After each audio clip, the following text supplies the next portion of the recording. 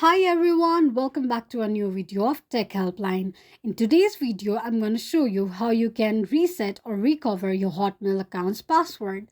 Keep watching the video till the end and don't forget to hit the subscribe button and also press the notification bell icon so that you'll never miss another update from us. Now, to reset your Hotmail account's password, firstly open your Google search and type in Hotmail login and make a search. You will now arrive on the official page of Hotmail. Now click on Sign In button on the top right corner of the screen. Enter your email address and click on Next. On the next page, click on Forgot Password. Choose how would you like to get your security code to verify your identity. To verify either this is your email address or not, complete the hidden part and click on Send Code to receive your code. Enter the code and click on Next. It will take you to the page where you can reset your password. Enter your password, confirm your password by re-entering it and click on Next.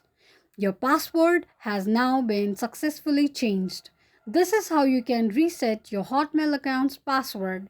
If you have any thoughts or queries, let us know in the comment section. Thank you so much for watching.